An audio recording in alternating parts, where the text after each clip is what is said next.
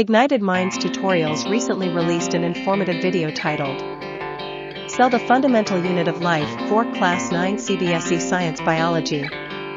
This video is a comprehensive explanation of the topic, providing valuable knowledge for students. In this video, the concept of the cell as the basic unit of life is explored. The video covers various aspects of a cell, including its structure, functions, and importance. Students will learn about the different types of cells, such as animal and plant cells, and their unique characteristics. The video delves into the intricate details of cell organelles, highlighting their specific functions within the cell. Topics like the nucleus, mitochondria, ribosomes, and cell membrane are covered, giving students an in-depth understanding of cellular processes. Furthermore, the video emphasizes the significance of cells in maintaining life processes. It discusses the role of cells in growth, reproduction, and performing vital functions in our bodies. Students will gather valuable insights into how cells contribute to the overall functioning of living organisms. Overall, the video by Ignited Minds Tutorials serves as a knowledge-packed resource for Class 9 CBSE Science students. Its engaging and informative content provides a clear understanding of the topic. Cell, the fundamental unit of life and its relevance in the study of biology.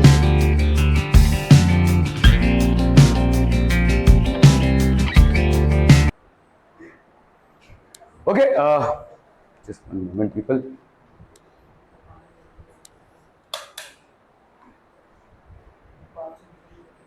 तो बच्चा party अपन चलेंगे भाई. Okay, plastids. तो यहाँ पे देखो हम plastids की बात करेंगे और हम धीरे धीरे एक एक सेल ऑर्गेनल्स को देख रहे हैं, राइट. पहला हमने क्या देखा भाई साहब? प्लाज्मा मेम्ब्रेन, सेल वॉल, या सेल मेम्ब्रेन या प्लाज्मा मेम्ब्रेन. उसके बाद आता है आपका सेल वॉल, उसके बाद आपका न्यूक्लियस, फिर आता है भाई साहब आपका माइटोकॉन्ड्रिया, साइटोप्लाज्म. ये सारी चीजें हमने देखी. ओके, और कौन? एंडोप्लाज्मिक रेटिकुलम, स्मूथ एंडोप्लाज्मिक और rough endoplasmic reticulum, good. Lysosomes. So these are things that we have already considered. आपको देखो स्टार्टिंग में ही एनिमल सेल और प्लांट सेल में, ठीक है, एक डिफरेंस था. किसका बोलो? नहीं, ये तो अभी आप पढ़ेंगे. एनिमल सेल और प्लांट सेल में पहला जो आपने पढ़ा हुआ है वो किसका डिफरेंस है? आपके सेल वॉल का. ठीक है, यहाँ पे सेल वॉल है, यहाँ पे सेल वॉल नहीं है. सेल वॉल यहाँ पे सेल्यूलोज से बना होता है और सेल वॉल यहाँ पे नहीं है. ठीक है, okay. So plastids are what people? What are plastids? Plastids are basically आपके, ये देखो प्लास्टिड्स हैं, ठीक है, ये सिर्फ और सिर्फ प्लांट सेल में होते हैं. तो again between, only found in plant cell, only in plant cell. ये सिर्फ और सिर्फ आपको प्लांट सेल में ही मिलेंगे. ठीक है, they are not present in plant animal cells. Why? Because they are the ones. आपका देखो प्लांट सेल में एक प्रोसेस होता है जिसको अपन क्या बोलते हैं? फोटोसिंथेसिस. ठीक है, this process is known as photosynthesis. इसमें क्या होता है बोलो? कार्बन डाइऑक्साइड और वाटर के साथ कंबाइन करके in the presence of sunlight क्या बनता है बोलो? Glucose, C6H12O6 plus 6O2. ये बनता है भाई साहब आपका, है कि नहीं? क्लियर है? ये आपका फोटोसिंथेसिस है. देखो कार्बन डाइऑक्साइड प्लस वाटर, ये बनता है आपका glucose which is also known as food and oxygen is liberated. लेकिन ये जो सनलाइट है ये अब्सॉर्ब कौन करता है? तो सनलाइट अब्सॉर्ब करता है आपके plastids. Plastids are the one which absorb sunlight. ठीक है, हमारे अंदर प्लास्टिड्स नहीं है, हमारे अंदर सनलाइट अब्सॉर्ब नहीं हो सकती है. सनलाइट की एनर्जी को अब्सॉर्ब करके कार्बन डाइऑक्साइड और हाइड्रोजन को कंबाइन करके बनता है glucose which is basically food. ठीक है, ये आपका करता है plastids. These are colour pigment. ठीक है, these are what? Colour pigments. ये आपके कलर पिगमेंट्स हैं. अलग अलग पिगमेंट्स है, जनरली ग्रीन होता है. ठीक है, विच कंटेन प्राइमरली आपका क्लोरोफिल कंटेन करते हैं. ये दे कंटेन क्लोरोफिल. समझ में आ रहा है? Sunlight in the presence of chlorophyll, देखो आपको ये मिलता है. ठीक है, ये हम पढ़ चुके हैं. तो ये क्लोरोफिल बेसिकली कहाँ पे प्रेजेंट होता है? प्लांट सेल में, प्लास्टिड्स में प्रेजेंट होता है. तो प्लांट सेल्स आर एब्सेंट. ठीक है, ओनली फाउंड, सो हम बोल सकते हैं absent in animal cells. Absent in animal cells. Are we clear on this one, people? They are absent in animal cells. Okay. Plastids are double membrane structures present only in plant cells. So these are double membrane structures present only in plant cells. They give color to leaves, flowers and fruits. तो इसमें भाई साहब colour होता है किसमें किसमें? Leaves, flowers and fruits में. ठीक है, they give colour to leaves. plastids are of two types, colored plastids और colorless और white. Colored are called as chromoplast, इसको अपन क्या बोलते हैं भाई साहब, chromoplast. Colorless और white are called as leucoplast. ठीक है, तो colored plastids को अपन क्या बोलते हैं, they are known as chromoplast. Colorless और white को अपन क्या बोलते हैं, leucoplast. ठीक है, so colored plastids are known as chromoplast, colorless और white plastids are known as leucoplast. ठीक है, are we clear on this one people? हम ठीक है, ओके.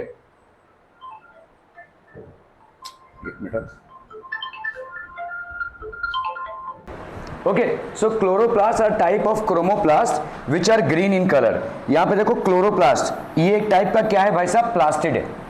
ठीक है, chromoplast are a type of chromoplast which are green in colour. ठीक है, to the presence of green colour pigment called chlorophyll. और यही भाई साहब आपका क्या है, साइट ऑफ फोटोसिंथेसिस है.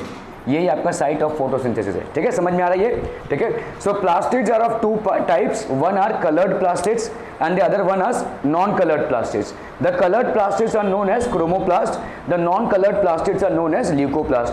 तो क्रोमोप्लास्ट में एक टाइप का प्लास्टिड होता है जिसको हम क्लोरोप्लास्ट बोलते हैं. ठीक है, are a type of chromoplast which are green in colour due to the presence of green colour pigment called chlorophyll. Leucoplast भाई साहब आप तो ये एक ग्रीन कलर पिगमेंट होता है इसमें, क्लोरोफिल. ठीक है, फंक्शंस ऑफ प्लास्टिड्स. ल्यूकोप्लास्ट आपका ज़्यादा स्टडी नहीं करना है. ठीक है, इसको हम बाद में स्टडी करेंगे हायर क्लासेस में.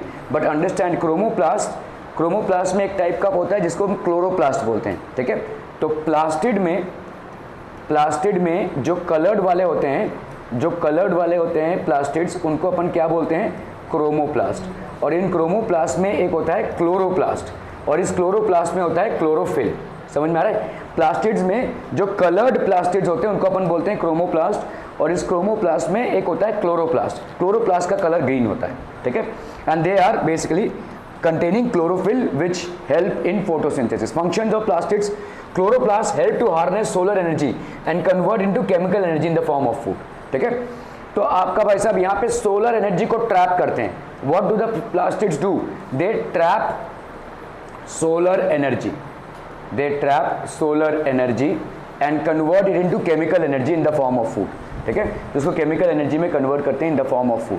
दे trap solar energy and convert it into chemical energy. Chromoplast give colour to, और दूसरा फंक्शन क्या है भाई साहब आपका, फ्लावर्स एंड फ्रूट्स को कलर देता है. इससे फायदा क्या है, फ्लावर्स और फ्रूट्स को कलर देके क्या ही फायदा, हाँ नहीं, सीड डिस्पर्सल नहीं, हाँ इंसेक्ट्स अट्रैक्ट होते हैं. और इंसेक्ट्स क्या हैं भाई साहब आपके, इंसेक्ट्स आर पॉलिनेटिंग एजेंट्स. ठीक है, इंसेक्ट्स आपके होते हैं भाई साहब पॉलिनेटिंग एजेंट्स. तो इनको अट्रैक्ट करने के लिए दे हैव बेसिकली कलर्स. ठीक है, तो क्रोमोप्लास्ट के दो फंक्शंस हो गए, बड़ी हंसी आ रही है. क्रोमोप्लास्ट के दो फंक्शंस हो गए. एक हो गया कि भाई साहब इनमें क्लोरोप्लास्ट होता है और क्लोरोप्लास्ट में होता है क्लोरोफिल. जो क्लोरोफिल है वो क्या करता है भाई साहब आपका, इट हेल्प्स इन फोटोसिंथेसिस. और क्रोमोप्लास्ट का दूसरा फंक्शन क्या है, it gives colours to flowers and fruits. So जितने भी फ्लावर्स और फ्रूट्स हैं उनको कलर देता है ये. ठीक है, क्लियर है? तो आपके फ्लावर्स एंड फ्रूट्स को ये कलर देता है. All these flowers and fruits are basically getting colour due to chromoplast. ठीक है, ये क्रोमोप्लास्ट की वजह से आपका कलर आता है. ठीक है, leucoplast are involved in the synthesis and storage of various kind of food like starch, oils and protein. अभी ल्यूकोप्लास्ट आपके क्या होते हैं, colourless. Leucoplasts are basically colorless. They are involved in synthesis and storage of various kinds of foods. अलग अलग foods के storage में इनका इन्वॉल्वमेंट है, जैसे आपका स्टार्च हो गया, ऑयल्स हो गए, प्रोटीन्स हो गए, इन सब का इन्वॉल्वमेंट है. ठीक है, are we clear on this one people?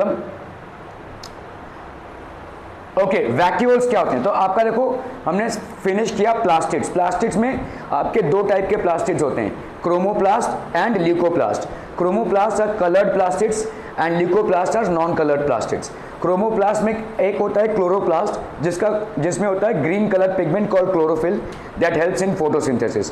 Chromoplast और क्या फंक्शन करता है, it gives colours to flowers and fruits. Flowers और फ्रूट्स को कलर्स देता है. ल्यूकोप्लास्ट का क्या होता है, स्टोरेज. ठीक है, what is the function of leucoplast बच्चा party, leucoplast involve in the synthesis and storage of various kinds of foods. अलग अलग फूड्स के स्टोरेज में ही रिस्पॉन्सिबल होता है, जैसे स्टार्च, ऑयल्स, प्रोटीन्स. ठीक है, तो आपका प्लास्टिड्स में बच्चा पार्टी क्या हो जाएगा, तो starch, oils and proteins. So they are involve in the synthesis and storage. तो involve in synthesis and storage, तो हम यहाँ पे बोल सकते हैं भाई साहब आपका हो गया क्रोमोप्लास्ट. तो आपके जो प्लास्टिड्स हैं, पहली बात तो आपके जो प्लास्टिड्स हैं they are found only in plant cells, they are found only in plant cells. और ये प्लास्टिड्स दो टाइप के होते हैं, एक हो गया आपका क्रोमोप्लास्ट और दूसरा हो गया आपका ल्यूकोप्लास्ट। ठीक है, ल्यूकोप्लास्ट भाई साहब आपके क्या होते हैं, कलरलेस, दे आर कलरलेस। ठीक है, दे हैव कलर, इनका भाई साहब दे हैव कलर। ठीक है, ओके। ये क्रोमोप्लास्ट में एक टाइप का होता है जिसको हम बोलते हैं क्लोरोप्लास्ट्स। ठीक है, एक टाइप का होता है जिसको हम बोलते हैं क्लोरोप्लास्ट। इस क्लोरोप्लास्ट में क्या होता है, पिगमेंट क्लोरोफिल, इसमें होता है पिगमेंट क्या, chlorophyll, this is known as chlorophyll. और ये बेसिकली ट्रैप्स सोलर एनर्जी, ये क्या करता है भाई साहब, ट्रैप्स सोलर एनर्जी। ठीक है, for food production, traps solar energy for food production. क्या ये समझ में आ रहा है ये? ठीक है, क्रोमोप्लास्ट हो गया। ल्यूकोप्लास्ट कलरलेस होते हैं आपके। ल्यूकोप्लास्ट अगर कलरलेस होते हैं तो इनका फंक्शन क्या है,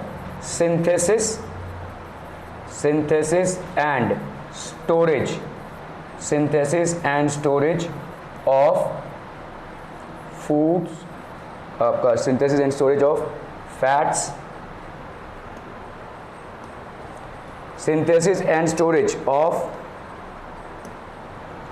oils and fats.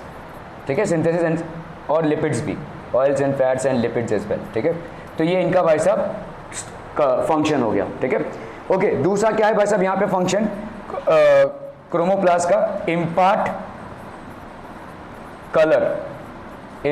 Colour to fruits and flowers. ठीक है, फ्रूट्स एंड फ्लावर्स को ये कलर देता है। Are we clear on this one people हम? ठीक है, और ये क्यों होता है भाई साहब, to attract insects for pollination. तो यहाँ पे आप लिख सकते हो to attract insects for pollination, to attract insects for pollination. Are we clear on this one people hmm? समझ में आता हम? ठीक है, ओके।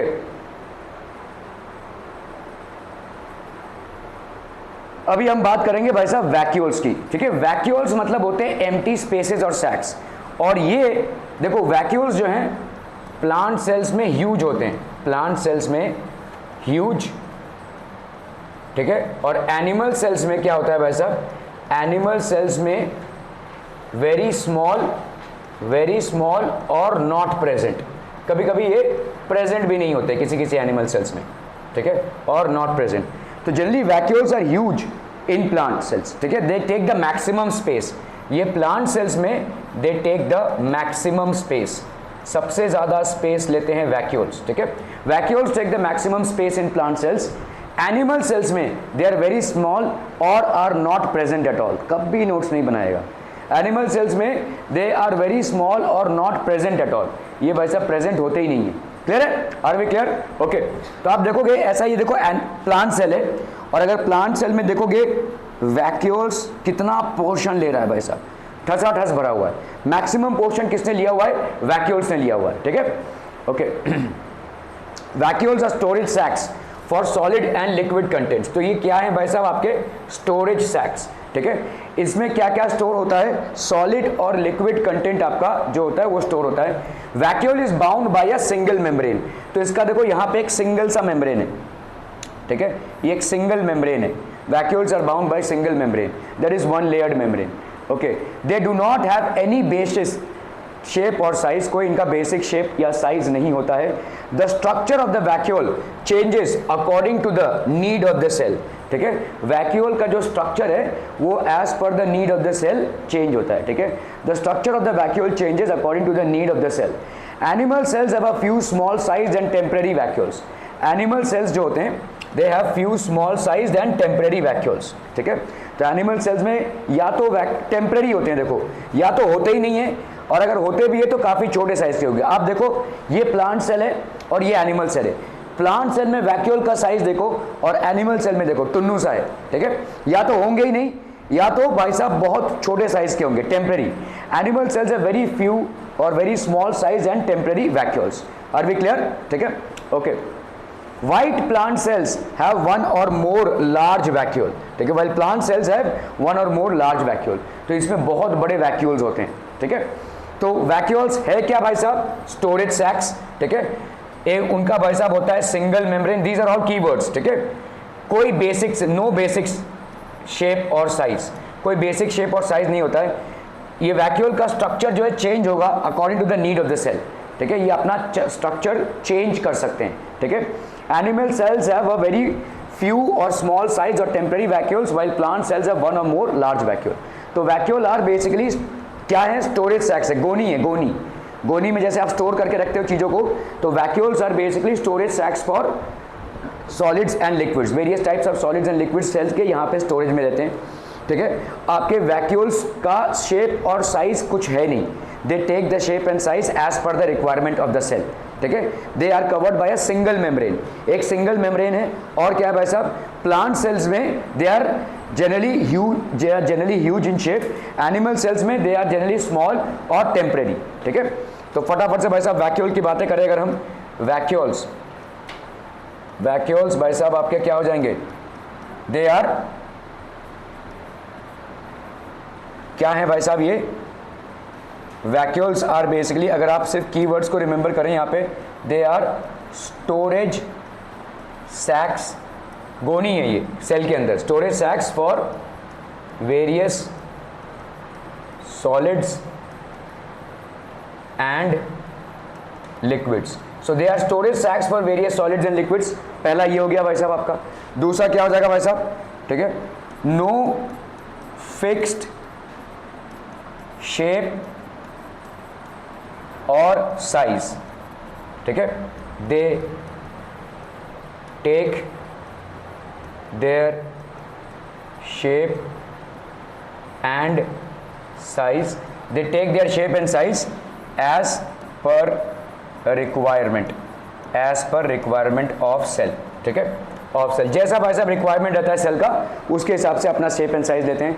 और क्या है भाई साहब आपका? What else is there? They are having a single membrane, इनका भाई साहब सिंगल मेम्ब्रेन है, एक ही मेम्ब्रेन है, ठीक है। They are covered by single membrane. और क्या है भाई साहब आपका? प्लांट सेल्स में they are huge, plant cells में दे आर ह्यूज, ठीक है। एनिमल सेल्स में they are small, plant cells में they are huge, animal cells में they are small. Are we clear on this one people हम, ठीक है। Functions of vacuoles help to maintain the osmotic pressure of the cell, ठीक है। तो आपका भाई साहब osmotic pressure of the cell को मेंटेन करता है ये।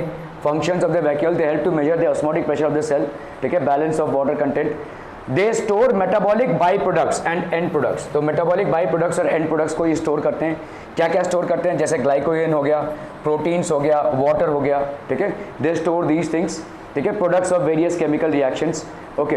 दे स्टोर वेस्ट प्रोडक्ट्स, तो ये सब सारे जितने भी चीज़ें हैं, देखो ग्लाइकोजन हो गया, प्रोटीन्स हो गया, वाटर हो गया, they store metabolic by products and end products. So जितने भी मेटाबॉलिक बाई प्रोडक्ट्स और एंड प्रोडक्ट्स हैं, ये भाई साहब आपके वैक्यूल्स में स्टोर होते हैं। They store waste products and food in animal cell, example in amoeba it stores food, so it is called food vacuole. कहीं कहीं पे ये क्या करते हैं भाई साहब? They store waste products and food in animal cell. तो वेस्ट प्रोडक्ट्स और food in animal cell store करते हैं। जैसे अमोइबा में it stores food, so it is also known as food vacuole. इसको अपन फूड वैक्यूल भी बोलेंगे, ठीक है। This is also known as food vacuole, ठीक है। ये अमोइबा में देखो इट स्टोर्स फूड, ठीक है, तो it is known as food vacuole, ठीक है, okay. In plant cells vacuoles are full of cell sap and provide turgidity and rigidity to them. तो प्लांट सेल्स में वैक्यूल्स किससे भरे हुए होते हैं भाई साहब? सेल सैप से, and provide turgidity and rigidity to them. तो ये सेल सैप से भरे होते हैं और मतलब ठोस हो जाते हैं, ठीक है। टर्जिडिटी मतलब क्या होता है भाई साहब? ठोस, ठीक है, एकदम ठसा देते हैं। देखो अगर आप वैक्यूल को देखोगे ना प्लांट सेल में, इतना पूरा एरिया जो है तो वैक्यूल का है, एकदम ठस जाता है, ठीक है। काफ़ी प्रेशर क्रिएट होता है, there is a huge amount of pressure that is created, और इसी को अपन क्या बोलते हैं? Turgidity. This is known as turgidity, ठीक है, क्लियर है। So in plant cells vacuoles basically are what? Are full of cell sap, cell sap से भरे हुए होते हैं। सो ये वैक्यूल्स जो हैं they are full of cell sap and provide turgidity and rigidity to them, तो ये ठोस बन जाते हैं, ठीक है। Mixture of water and mineral, cell sap होता है भाई साहब आपका मिक्सचर ऑफ, तो ये देखो ये प्लांट सेल में ये आपका पूरा ठोस बना ठसा देता है ये, ठीक है, ओके।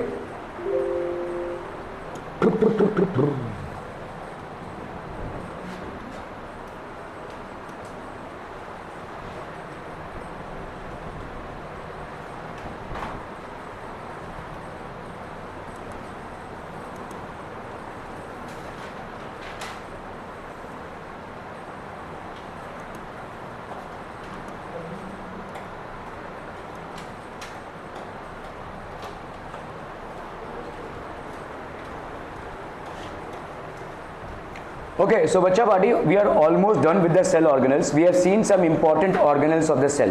ठीक है, हमारे कुछ important organelles हमने क्या क्या देखा, वैक्यूल्स देखा, गोल्गी अपैरेटस देखा, फिर माइटोकॉन्ड्रिया, देन न्यूक्लियस, फिर राइबोसोम्स, एंडोप्लाज्मिक रेटिकुलम, ठीक है, प्लास्टिड्स, सो ये सारी, हाँ, cell membrane, plasma membrane, cell wall, ये सारे आपके सेल ऑर्गेनल्स हैं, ठीक है। Okay, we have seen some important organelles of the cell, तो अपन ने कुछ इंपॉर्टेंट ऑर्गेनल, अरे भाई साहब क्या हो, so we have seen some important organelles of a cell, ठीक है। All the organelles were covered by a membrane, सारे ऑर्गेनल्स में एक मेम्ब्रेन की कवरिंग होती है, all organelles basically are covered by a membrane. Cells having such membrane bound organelles are called as eukaryotic cells, ठीक है। अभी देखो इस चीज को समझो, एक होता है आपका प्रोकैरियोटिक, ठीक है, और दूसरा होता है आपका यूकैरियोटिक। प्रोकैरियोटिक और यूकैरियोटिक में फ़र्क समझिए, ठीक है। आपका समझ लो, पहले देख लो इधर, बाद में लिख लेना, ठीक है। ये समझ लो आपका एक फ्लैट या रूम है, ठीक है, कोई भी फ्लैट है, ठीक है, ओके। अभी हर फ्लैट में देखो आपको बाथरूम अलग मिलता है, ये बाथरूम हो गया, ठीक है, ये समझ लो भाई साहब आपका किचन हो गया, ठीक है, ये समझ लो आपका लिविंग रूम हो गया, ये समझ लो आपका बेडरूम 1 बेडरूम 2, ऐसा फ्लैट का एक विभाजन रहता है भाई साहब, जैसा फ्लैट हो, है ना, ठीक है। अगर ऐसा ना रहे और सब कुछ एक साथ ही रहे, सब कुछ एक साथ, तो इसको कौन सा ऑर्गेनाइज्ड है, दिस वन और दिस वन, ज़्यादा ऑर्गेनाइज्ड और सुव्यवस्थित कौन है, ये वाला, ठीक है। जहाँ पे आपका किचन अलग है भाई साहब, जहाँ पे आपका बाथरूम अलग है और बेडरूम अलग है, ये सारे आपके अलग है, पूजा रूम अलग है, ठीक है, ऐसा है जहाँ पे है, दैट इज़ बेसिकली सुव्यवस्थित।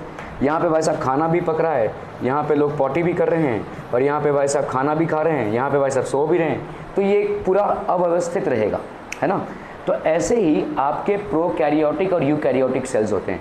अगर आप देखोगे प्रोकैरियोटिक सेल में जितने भी सेल ऑर्गेनल्स होंगे उनके मेम्ब्रेन्स होंगे, न्यूक्लियस हो जाए चाहे जो भी हो जाए, इनके सारे के मेम्ब्रेन्स होंगे। यूकैरियोटिक में कोई मेम्ब्रेन नहीं होगा, सब ऐसे चितरे बितरे, ठीक है, they are all spread over, ठीक है। Eukaryotic are all spread over, prokaryotic have membrane bound cell organelles, ठीक है, क्या सॉरी ये आपका eukaryotic, this is basically eukaryotic and this is prokaryotic, ठीक है। यूकैरियोटिक में आपके मेम्ब्रेन बाउंड सेल ऑर्गेनल्स होंगे, मतलब प्रॉपर विभाजन होगा, और प्रोकैरियोटिक में पूरा ऐसा रायता फैला रहेगा, ठीक है। कहीं पे आपको भाई साहब क्रोमैटिन फाइबर्स दिख गए, कहीं पे आपको भाई साहब माइटोकॉन्ड्रिया दिख गया, लेकिन कोई भी मेम्ब्रेन बाउंड नहीं है, समझ में आ रहा है ये, मतलब किसी का भी व्यवस्थित रूप से प्रेजेंस नहीं है। जैसे यहाँ पे सबके मेम्ब्रेन से, और जितनी बार भी आप पढ़ रहे थे, देखो आपने पढ़ा कि भाई साहब आपका माइटोकॉन्ड्रिया का डबल मेम्ब्रेन है, ठीक है, प्लाज्मा मेम्ब्रेन भी एक मेम्ब्रेन है, ठीक है, फिर इस सब के मेम्ब्रेन्स हैं, ठीक है, गोल्गी अपैरेटस के भी मेम्ब्रेन्स हैं, ठीक है, लेकिन यहाँ पे कोई किसी ऑर्गेनल का मेम्ब्रेन है ही नहीं, जो भी ऑर्गेनल्स इसके अंदर प्रेजेंट है उनका मेम्ब्रेन नहीं है। प्रोकैरियोटिक जो है वो लो लेवल के ऑर्गेनिजम्स हैं, यूकैरियोटिक जो है वो हाई लेवल के ऑर्गेनिजम्स हैं। प्रोकैरियोटिक मतलब लो लेवल के ऑर्गेनिजम्स, मतलब बैक्टीरिया, फंगाई, ये सब छोटे छोटे जो ऑर्गेनिजम्स हैं, microorganism generally, they are prokaryotic. Eukaryotic जो कॉम्प्लिकेटेड ऑर्गेनिजम्स हैं वो हैं, ठीक है।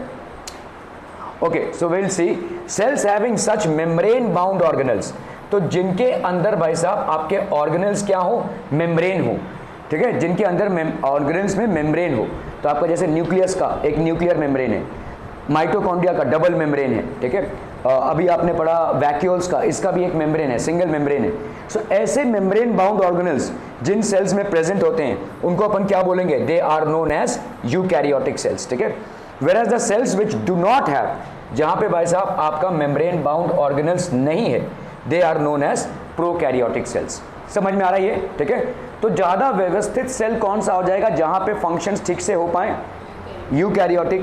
प्रोकैरियोटिक में सब मिक्सचर रहेगा भाई साहब, तो प्रोकैरियोटिक का एवोल्यूशन नहीं हो पाएगा, prokaryotic cells will not develop much. ठीक है, ये सब फैले हुए हैं। ठीक है, so the cells in which we have organelles which are membrane bound are known as eukaryotic cells, and cells in which the organelles are not as membrane bound are known as prokaryotic cells.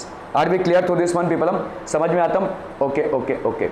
Characteristics of eukaryotic cells. ठीक है, तो eukaryotic cells में क्या क्या characteristics है भाई साहब? ठीक है, तो देखो आपके सारे जितने भी ऑर्गेनल्स हैं सबके मेम्ब्रेन्स हैं। देखो, ठीक है, गोल्गी बॉडीज हो गया, ये माइटोकॉन्ड्रिया हो गया, ठीक है, साइटोप्लाज्म हो गया, न्यूक्लियस हो गया। Characteristics of eukaryotic sales, they have a well defined nucleus. इसके अंदर जो न्यूक्लियस होता है वो वेल डिफाइंड होता है। ठीक है, well defined nucleus that is with nuclear membrane. इसके अंदर क्या क्या होता है भाई साहब? Nuclear membrane, nucleolus and nucleoplasm. तो आपका वेल डिफाइंड न्यूक्लियस होता है। ठीक है, they have a well defined nucleus with nuclear membrane, nucleolus and nucleoplasm. ठीक है, nuclear membrane, nucleolus and nucleoplasm इनका पास भाई साहब प्रॉपर होता है। They have a well defined nucleus.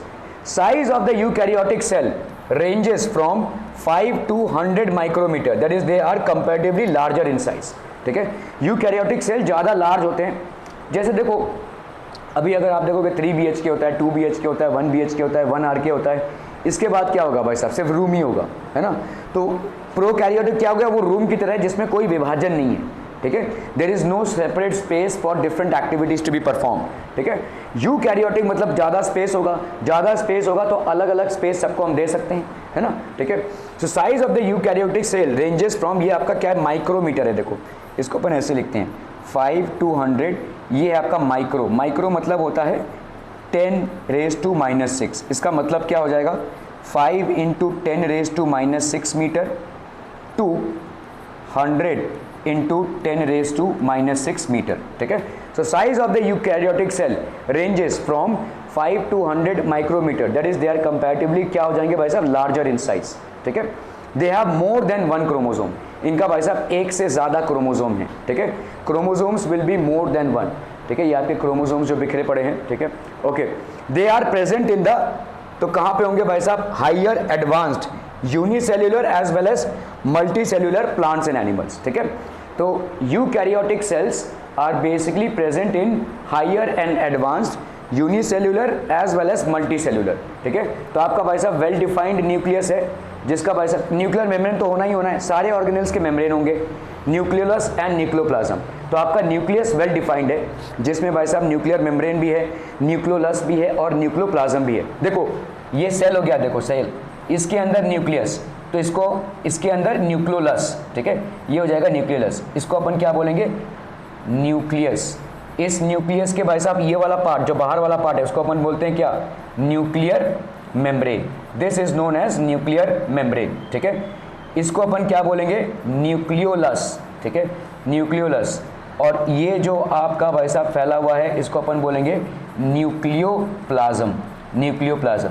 जैसे सेल के बाहर ये वाला पोर्शन होता है साइटोप्लाज्म का, ठीक है, साइटोप्लाज्म का, इसी तरह से न्यूक्लियस के अंदर ये वाला पोर्शन होता है न्यूक्लियोप्लाज्म। ठीक है, so they have a well defined nucleus, जिसमें भाई साहब न्यूक्लियर मेम्ब्रेन है, न्यूक्लियोप्लाज्म है, न्यूक्लियोलस है। ठीक है, साइज यूकैरियोटिक सेल का कितना है? 5 माइक्रोमीटर से लेकर 100 माइक्रोमीटर तक। They have more than 1 chromosome, एक से ज़्यादा क्रोमोसोम है। ठीक है, more than 1 chromosome, more than 1 chromosome. ठीक है, present in higher advanced unicellular and multicellular plants and animals. Higher advanced unicellular multicellular plants and animals. Characteristics of prokaryotic cells.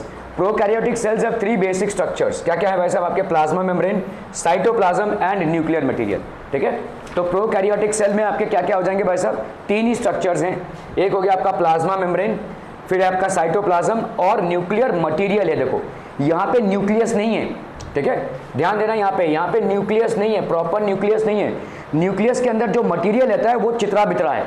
समझ में आ रहा है? तो प्रॉपर चेम्बर्स नहीं है यहाँ पे। सो सारा घर का कचरा अगर एकदम ऐसा फैला होगा वैसा है। न्यूक्लियर मटेरियल है बट न्यूक्लियर मेम्ब्रेन या न्यूक्लियोलस ये सब कुछ नहीं है। तो prokaryotic cells have 3 basic structures. इसमें 3 बेसिक स्ट्रक्चर्स क्या क्या हो जाएंगे, plasma membrane, cytoplasm and nuclear material. ठीक है, तो न्यूक्लियर मटेरियल मतलब डीएनए, इसका स्प्रेड आउट है। ठीक है, plasma membrane, cytoplasm and nuclear material. ठीक है, their nucleus lacks nuclear membrane, therefore the genetic material lies in direct contact with the cytoplasm. तो जेनेटिक मटेरियल जो है, ये जो डीएनए है, वो साइटोप्लाज्म में ऐसा फैला हुआ है, वो न्यूक्लियस के अंदर नहीं है। ठीक है, it is spread in the cytoplasm itself. Okay, they contain a single chromosome. आपके इसमें क्या था भाई साहब, मोर देन 1 क्रोमोसोम था। किसमें, यूकैरियोटिक में it had more than 1 chromosome. ठीक है, such undefined region of the cytoplasm containing DNA is called nucleoid. ठीक है, उसको अपन क्या बोलते हैं, न्यूक्लियस। ठीक है, इसको अपन क्या बोलेंगे, न्यूक्लियोइड। ठीक है, तो ये आपका जो अनडिफाइंड रीजन है, मतलब फैला हुआ है, पूरे साइटोप्लाज्म में फैला हुआ है, इसको अपन क्या बोलेंगे, nucleoid, undefined region. Are we clear? Membrane bound organelles are absent. तो इसमें मेम्ब्रेन बाउंड ऑर्गेनल्स आपके क्या होंगे भाई साहब, एब्सेंट होंगे। तो अगर हम देखते हैं यहाँ पे प्रोकैरियोटिक, ठीक है, और आपके क्या हो गया भाई साहब, यूकैरियोटिक। ठीक है, इनका भाई साहब इसमें क्या है भाई साहब, सब के सब no membrane bound organelles, cell organelles, no membrane bound cell organelles. ठीक है, यहाँ पे सारे all membrane bound cell organelles हैं। ठीक है, यहाँ पे सारे ओके, यहाँ पे क्या है भाई साहब आपका नो, यहाँ पे न्यूक्लियोइड प्रेजेंट है ना, न्यूक्लियोइड मतलब नो न्यूक्लियर मेम्ब्रेन, इसका कोई न्यूक्लियर मेम्ब्रेन नहीं है। ठीक है, न्यूक्लियर मेम्ब्रेन, नो न्यूक्लियोप्लाज्म, इसका भाई साहब कोई भी न्यूक्लियोप्लाज्म भी नहीं है, इसका भाई साहब कोई भी न्यूक्लियोलस भी नहीं है। ठीक है, न्यूक्लियोलस भी नहीं है। ठीक है, ये न्यूक्लियोइड है basically, which is what, DNA matter, DNA matter spread in cytoplasm, DNA matter which is spread in cytoplasm. ठीक है, ये भाई साहब डीएनए मैटर है, साइटोप्लाज्म में स्प्रेड है। और यहाँ पे क्या है, ओनली 1 क्रोमोसोम, ओनली 1 क्रोमोसोम। ठीक है, वेरी लोअर लेवल ऑर्गेनिजम्स हैं, लोअर लेवल के ऑर्गेनिजम्स हैं। ठीक है, क्लियर है?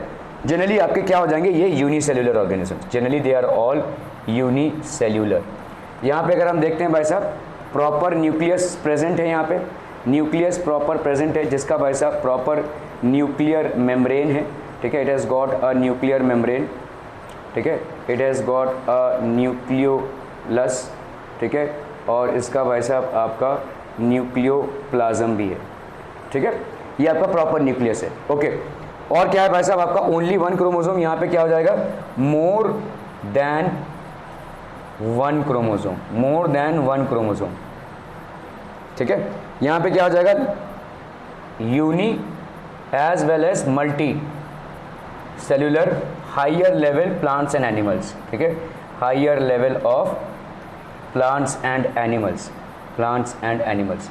क्या ये समझ में आ रहा है भाई साहब? ठीक है, okay okay okay. Characteristics of prokaryotic cells in photosynthetic bacteria, bacteria में देखो फोटोसिंथेटिक बैक्टीरिया और blue green algae plastids are absent. तो इसमें प्लास्टिड्स नहीं होते हैं, देखो ब्लू ग्रीन एल्गे में या फोटोसिंथेटिक बैक्टीरिया में ये प्लास्टिड्स आर एब्सेंट। ठीक है, ये ब्लू ग्रीन एल्गे हो गया भाई साहब, फोटोसिंथेटिक बैक्टीरिया हो गया, यहाँ पे आपके प्लास्टिड्स नहीं है। प्लास्टिड्स क्या होते हैं बोलो? Plastids are basically coloured pigments. तो प्लास्टिड्स 2 टाइप के हो गए आपके, क्या क्या, chloroplast and leucoplast. Chloroplast, chromoplast होंगे कलर्ड वाले, ल्यूकोप्लास्ट बोले नॉन कलर्ड वाले। ठीक है, क्रोमोप्लास्ट में क्या होगा भाई साहब आपका, क्लोरोप्लास्ट होता है जिसमें आपका ग्रीन पिगमेंट होता है, जिसमें क्लोरोफिल होता है, और बाकी आपका जो कलर होता है वो किसको जाता है, फ्रूट्स एंड फ्लावर्स को जाता है, टू अट्रैक्ट इंसेक्ट्स। ल्यूकोप्लास्ट में storage and synthesis of fats, ठीक है, एंड लिपिड्स। ठीक है, ओके ओके। तो आपके यहाँ पे 2 टाइप के हो गए, देखो this is basically photosynthetic bacteria, ऐसा बैक्टीरिया जो फोटोसिंथेसिस परफॉर्म कर पाए, मतलब अपना फूड बना पाए, अपना जो खुद का फूड है वो बना पाए। ठीक है, bag-like structures, chlorophyll is present in vesicles. Prokaryotic cell are smaller in size, ranging from 1 to 10 micrometer, और इनका कितना था साइज? 5 to 100 माइक्रोमीटर था। समझ में आ रहा है ये? तो प्रोकैरियोटिक का और यूकैरियोटिक के साइज में अगर हम देखेंगे, दिस इज 1 to 10 माइक्रोमीटर और इसका 5 to 100 micrometer. So the comparative size of eukaryotic cells is larger than prokaryotic cells. ठीक है, एंड हो गया रे। अब क्या करेंगे? मजा करेंगे? ओह अच्छा जी।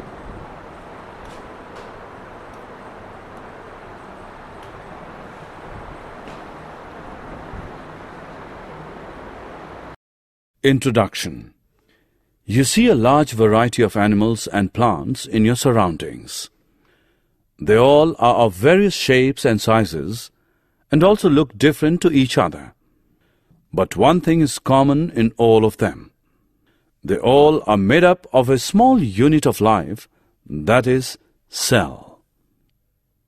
So in this module, we are going to learn about cell and its structure. Objectives.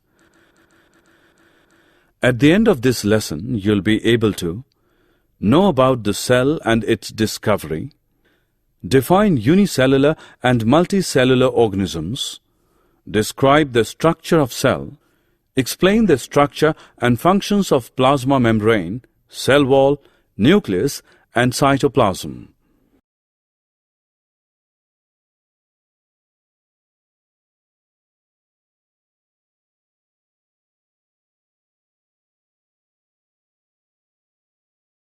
Introduction of cell. A cell is the basic structural and functional unit of life. Experiment. Take a small piece of an onion and peel off the skin with the help of a pair of forceps. Put this layer immediately in a watch glass containing water. Take a glass slide, put a drop of water on it, and transfer a small piece of the peel from the watch glass to the slide. Put a drop of iodine solution on this piece, followed by a cover slip with the help of a mounting needle. Put this slide under low power, followed by high powers of a compound microscope.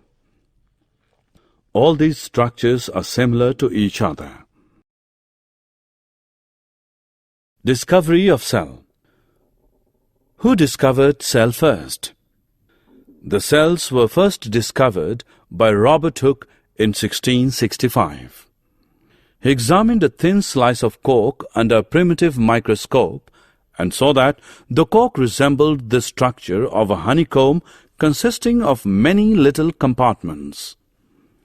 Robert Hooke called these boxes cells. First living cell was discovered by Leeuwenhoek in 1674. He observed this cell in pond water with the help of improved microscope. Notable scientists. Robert Brown. In 1831, he discovered the nucleus in the cell. Jan Evangelista Purkinje. In 1839, he coined the term protoplasm for the fluid substance of the cell. Scladen and Squarn. In 1838 and 1839, they both proposed the cell theory. According to that, all the plants and animals are composed of cells and that the cell is the basic unit of life. Virchow. In 1855, the cell theory was further expanded by him. He suggested that all cells are arising from pre-existing cells.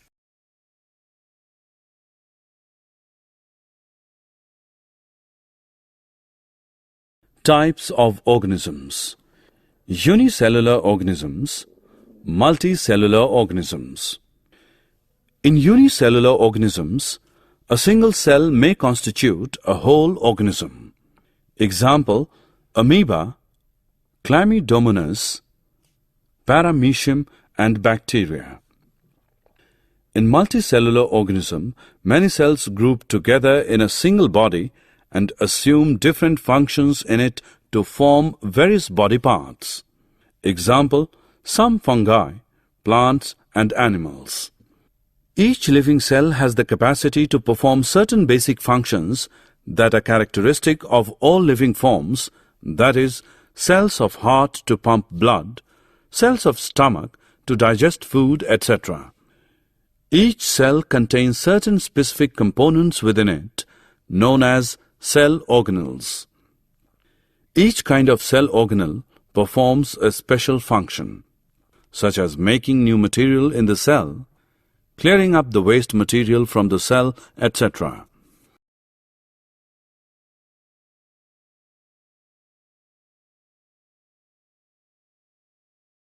Plasma membrane and its functions. What is a cell made up of?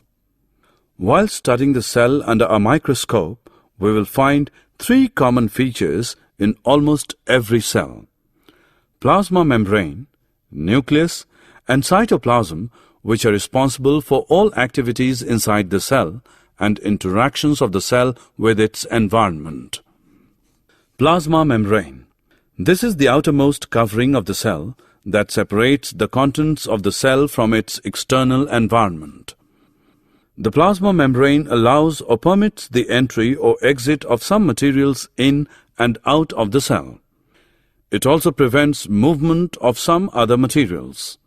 The cell membrane, therefore, is called a selectively permeable membrane. Diffusion.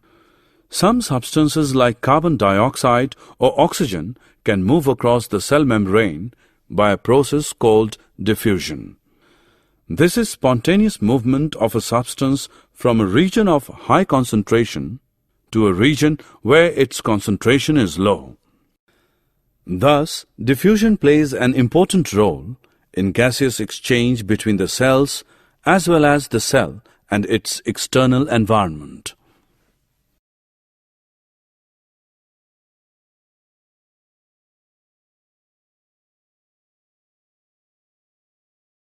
Plasma membrane and its functions. Osmosis. The movement of water molecules through such a selectively permeable membrane is called osmosis. Thus, osmosis is the passage of water from a region of high water concentration through a semi-permeable membrane to a region of low water concentration. In this process, the solution can be of three types: hypertonic solution, isotonic solution. Hypertonic solution. Hypertonic solution. If the medium surrounding the cell has a higher water concentration than the cell, meaning that the outside solution is very dilute, the cell will gain water by osmosis and the cell is likely to swell up. Such a solution is known as a hypertonic solution. A hypertonic solution. If the medium has lower concentration of water than the cell, meaning that it is a very concentrated solution, the cell will lose water by osmosis and the cell is likely to shrink. Such a solution is known as a hypertonic solution. Isotonic solution. If the medium has exactly the same water concentration as the cell, there will be no net movement of water across the cell membrane and the cell stays the same size. Such a solution is known as an isotonic solution.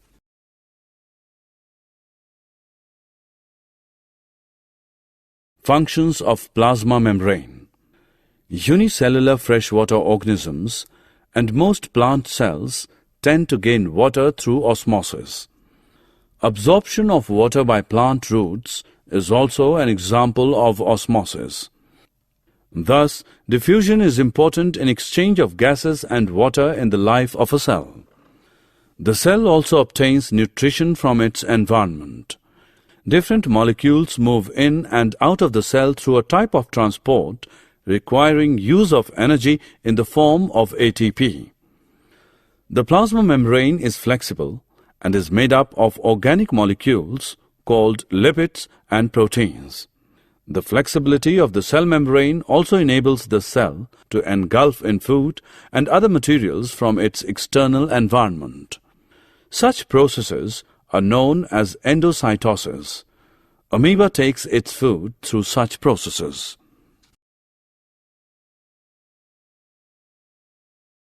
Cell wall and its functions. Cell wall. Plant cells have another rigid outer covering called the cell wall that lies outside the plasma membrane. The plant cell wall is mainly composed of cellulose. Cellulose is a complex substance and provides structural strength to plants.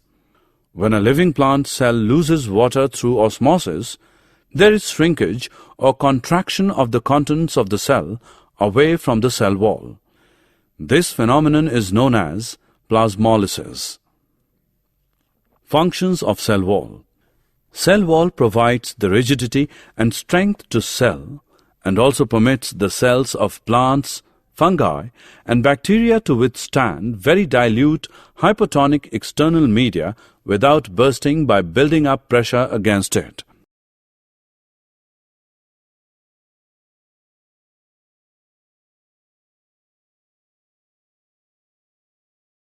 Nucleus and its functions. Nucleus. The nucleus has a double-layered covering called nuclear membrane. The nuclear membrane has pores which allow the transfer of material from inside the nucleus to its outside, that is, to the cytoplasm. The nucleus contains chromosomes, which are visible as rod-shaped structures only at time of cell division.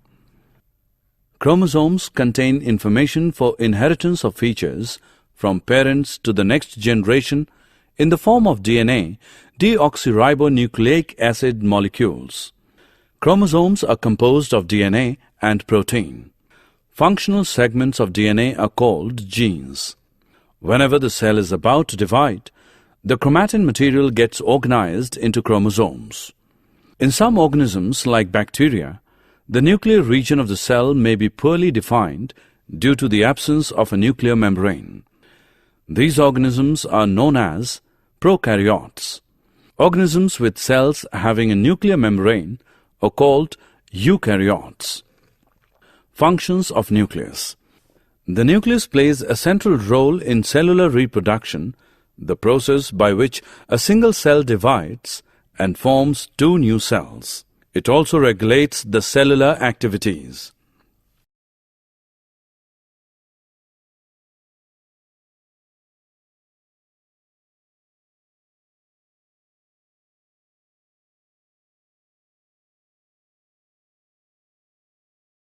Cytoplasm and its functions. Cytoplasm. The cytoplasm is the fluid content inside the plasma membrane. It also contains many specialized cell organelles. Each of these organelles performs a specific function for the cell. Functions of cytoplasm. In cytoplasm, all cell organelles are embedded.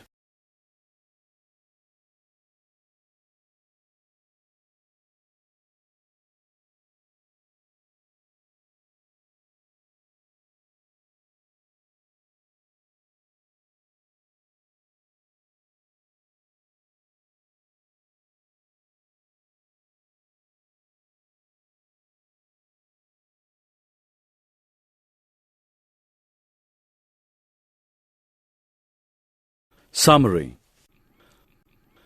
Let us summarize what we have learned. In 1665, Robert Hooke discovered cell first. On the basis of presence of single or many cells, the organisms are of two types, unicellular and multicellular organisms.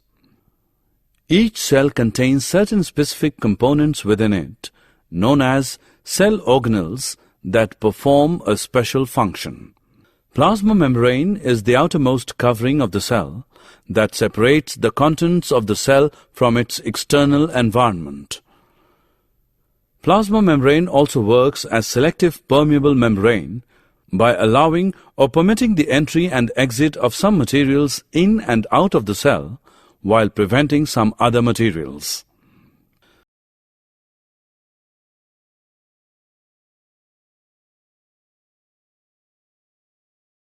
The movement of water molecules from region of a higher water concentration to lower water concentration through a semi-permeable membrane is called osmosis. Plant cells have another rigid outer covering called the cell wall that lies outside the plasma membrane. The plant cell wall is mainly composed of cellulose and provides strength to the cell. Nucleus is a spherical or oval, dot-like structure present near to the center of each cell. It plays a central role in cellular reproduction, and it also regulates the cellular activities. The cytoplasm is the fluid content inside the plasma membrane.